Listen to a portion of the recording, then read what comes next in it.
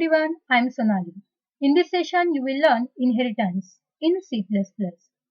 Before start learning, please subscribe to my channel. Actually, what is inheritance? Inheritance means new generation takes some properties from the old generation. Actually, it is a biological term. We are using this in our programming language.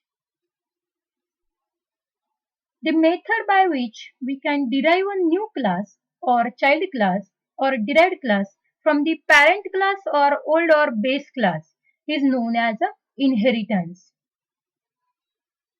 There are the types of inheritance: single inheritance, multi-level inheritance, multiple inheritance, hierarchical inheritance, hybrid inheritance, and multipath inheritance.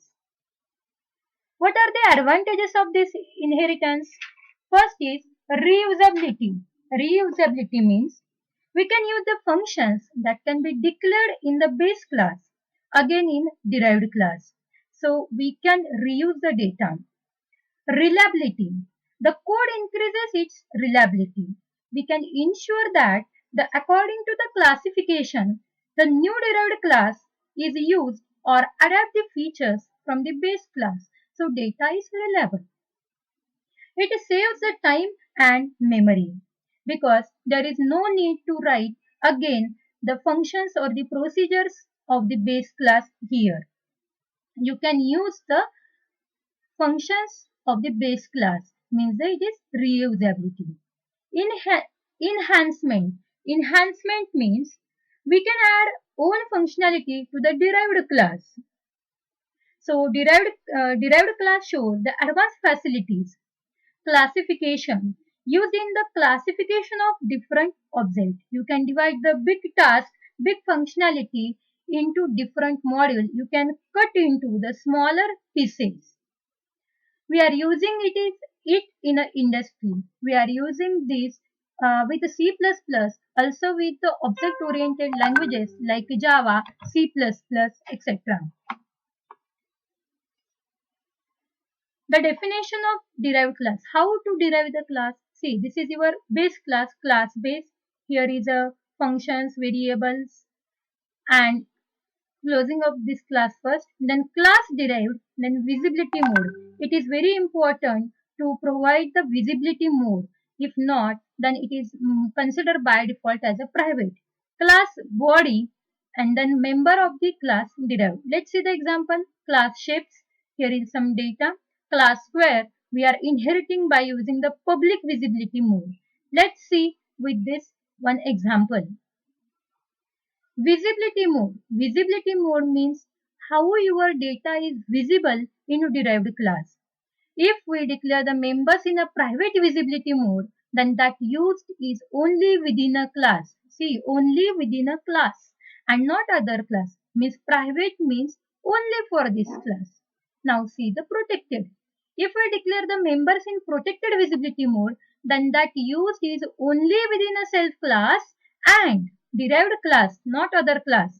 See, private means only for the self class and protected means self class plus derived class only.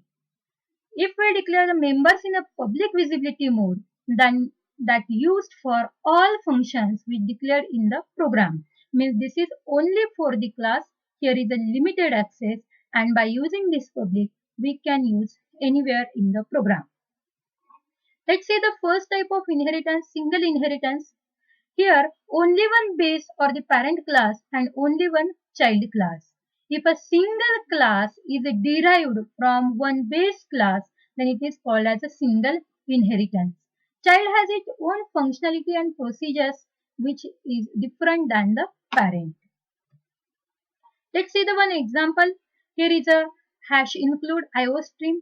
This header file is necessary because we are using the some functions of the input output stream. Then using namespace std. Why it is necessary using namespace necessary? Because it means that you are going to use classes or functions from standard namespace. Then class parent public int x in public. See, this is visibility mode public.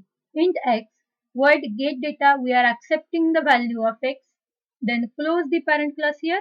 class child, give the colon. This colon is important.